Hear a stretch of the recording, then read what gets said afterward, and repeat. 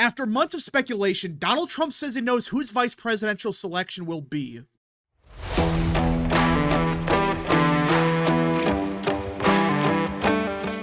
What is up, people of the internet? It is me, Real American, back again with a new video, and today it is time to talk about the 2024 presidential election because everyone, we have been speculating for months about who Trump's vice presidential selection will be, and while we still don't know for certain, it appears we are finally about to get an announcement within the next week, as Trump just announced he knows whose vice president will be. Yeah, this isn't a rumor, this isn't, speculation. Nope.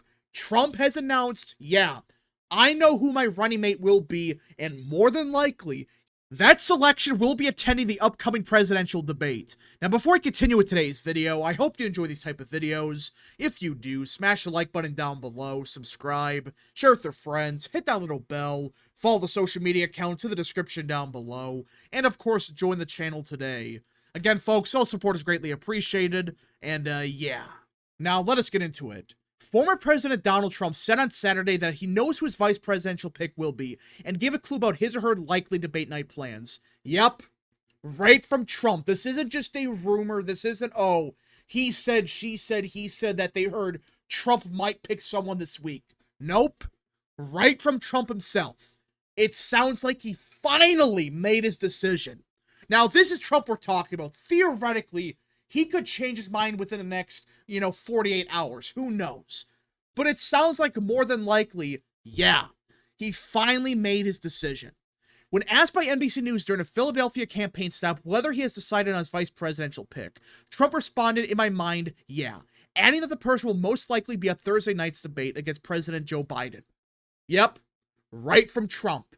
Not only does it sound like Trump actually knows who his vice president's going to be, it sounds like that person will be attending the debate this Thursday. Therefore, we're going to have to get a reveal ASAP. I highly doubt that Trump's going to say this and the person that actually is the vice president just doesn't show up. I guarantee you that person is going to be at the debate. Now, Trump could do something where it's actually like 10 people show up and you don't actually know who, but I highly doubt Trump would say this and actually decide, wait, you know what? We're not going to reveal the vice president just yet. We're going to wait another 3 weeks or something, but he really can't because the RNC is what, in 2 weeks? So Trump is going to have to make an announcement soon because, well, at the convention, he needs a vice president. And I do think at the debate, we're going to see, okay, who will be Trump's vice presidential pick? They'll be there, he continued. I think we have a lot of people coming. And that's the thing about Trump. When he says they're going to show up to the debate, you gotta be careful with what he says. Because he says, oh yeah, by the way, we have a lot of people showing up. So there's a good chance that like 20 people show up and all of them are technically vice presidential candidates. It's possible that happens.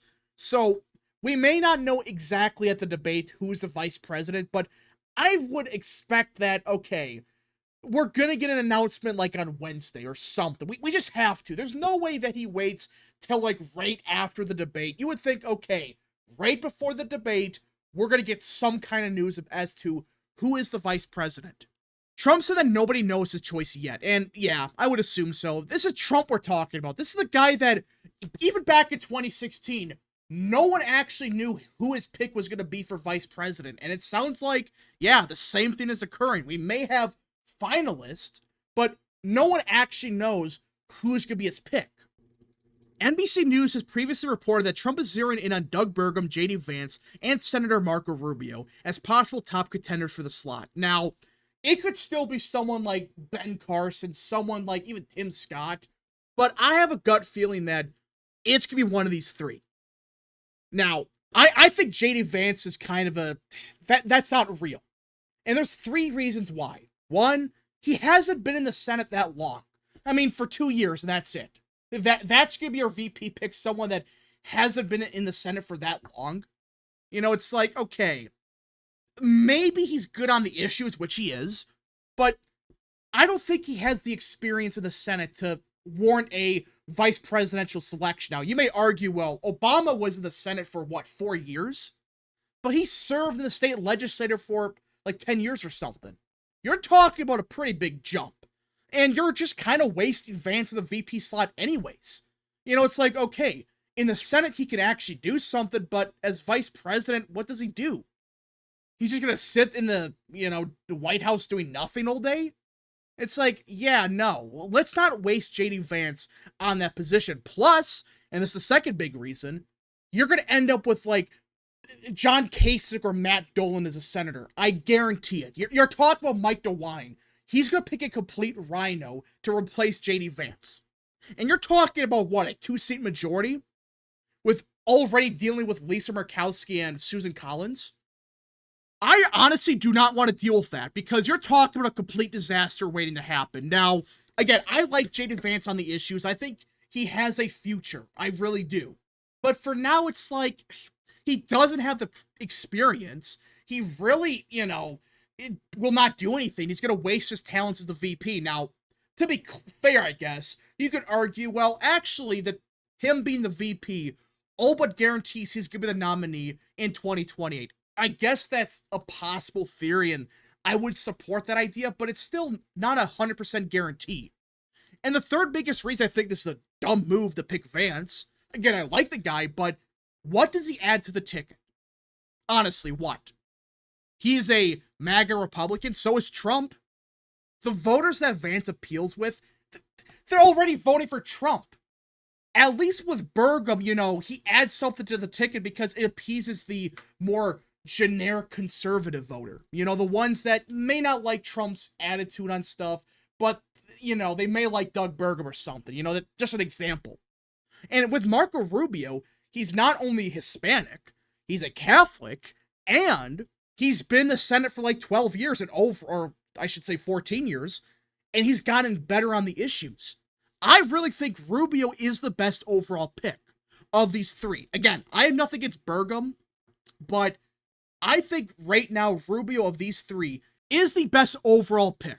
Sources familiar with the selection process told NBC News that Burgum, the governor of North Dakota, and Vance, an Ohio senator, are considered the top two finalists, which is actually kind of shocking. I thought it would have been Rubio or Burgum, but according to NBC News, which again, we have no clue what Trump's really thinking, but I highly doubt they would say, oh yeah, Burgum and Vance are the finalists, and not have something to back it up with. I can understand that, this is probably BS, because we don't know with Trump. But I would assume that, okay, there's some legitimacy. There might be someone in the campaign saying, yeah, when we talk to Trump, he likes Vance and likes Burgum the most. Rubio is still being considered, though a constitutional hiccup would require that either Trump or Rubio establish residency outside of Florida. And that's the big problem with Rubio, that, hey, you can't have two people from the same state being on the same ticket. That's the biggest problem with Rubio, but I think even Rubio said that he was more than willing to establish his residency in, like, DC or something, just for, like, a couple weeks or something during the election. Which, at that point, it's like, okay, if he could just do that, you don't have to worry about that. And even with Trump, you could just say, well, he lives in Alabama, he lives back in New York, or whatever. I'm not saying he will do that, but Trump could theoretically change his residency within the next, 2 months and say, well, actually, I live in Nevada now, I live in Northern Virginia, or wherever. I could see that. I really could see Trump or Rubio saying, no, I'm not actually from Florida, I'm from DC or whatever. Trump's senior advisor Brian Hughes said in a statement that the campaign's top criterion for selecting a running mate is a strong leader who will make a great president for 8 years after his next 4-year term concludes. And if this is a legitimate criteria for the vice presidential selection, I don't think Doug Burgum's going to be the pick. I really don't, because let's face it, he's 67 now.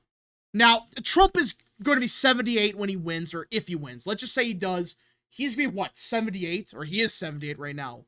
He's going to be 82 when he leaves office. And Doug Burgum's going to be 71 in 2028. So theoretically, he could serve 8 years till he's 79, and that could work. But it's like, is that going to happen? Are people going to vote for someone like Burgum, someone that old? I mean, let's face it. The last, 10 years in American politics, we have been electing old people. And I'm starting to get that feeling that in 2028, we're going to elect someone much younger. I really believe it. I really think that it's going to be a young person to be the next president. And if that's the case, JD Vance makes the most sense. It sucks we would lose a Senate seat to a Rhino, or let's hope not, but let's face it, it's freaking Matt Dolan we're probably going to get. But if we get President Vance out of all of this, I wouldn't be against this idea. In fact, I would support it. Now, it's not a foregone conclusion, Vance wins. It's not. But more than likely, he's going to be the favorite going into 2028. Because he's going to be the VP and Trump is going to support his vice president unless he backstabs him, which I highly doubt that's going to happen. But I think it makes the most sense to pick Vance in that scenario, and Rubio also. But, again, we don't actually know what Trump is thinking. Like, okay, do I want someone that's just going to be loyal, or do I want someone to be my successor? Do I want someone like Vance that's going to succeed me? When I'm out of office, I need someone to run in 2028 and win. Well, that could be J.D. Vance. That could be Marco Rubio. But the thing about all of this is I think this kills any chance that Ben Carson has. Because he's like 75, and yeah, I highly doubt that Ben Carson's going to run in 2028. Could he theoretically? Yeah, but he's 79 at that point. I just don't think it's going to happen. Same with Burgum. He is younger, but he's 71. At that time, it's like, maybe not. I don't think he would want to run at that point, but we just got to see what happens here. I do find it very odd that they put out this statement. So I'm starting to think that, yeah, there might be some legitimacy to the claim that, well, it's someone like Vance. Because if Trump really wants a successor, he needs someone that's not only a true MAGA Republican, not like a Tim Scott types. No, we don't want that. We want a true MAGA conservative, someone that's going to actually continue the Trump agenda, or hell, even expand upon it. Not only that, but you want someone that's younger. Nothing against Burgum, but I don't see him being a future president. I really don't. I could see him being a good vice president, but outside of that, do I think he's going to be the next president? I highly doubt it. Could he run? Maybe. But either way, it's still a developing situation. We don't actually know who Trump is going to pick. But this is a very odd statement for his campaign to put out. There must be some legitimacy here where, they're going to pick someone like Vance because they want Vance or Rubio or whoever to be the successor. They don't want Tim Scott. They don't want Nikki Haley to be the next president. But I gotta be clear, like usual, we don't know with Trump. We really don't. I mean, he could have picked someone 5 months ago and changed 20 times. We don't know with Trump. It could be Vance. It could be Rubio. It could be Ben Carson. Hell, it could still be Tim Scott, for crying out loud. I don't think it will be Tim Scott, but we don't know with Trump. This is going to be a very fascinating decision. I hope he picks someone good, and someone like Rubio, I think, is the best overall pick. Anyways, folks, thank you so much for watching. If you guys did enjoy this video, smash the like button down below, subscribe, share with your friends, hit that little bell, follow the social media accounts in the description down below, and of course, join the channel today. Godspeed to all of you.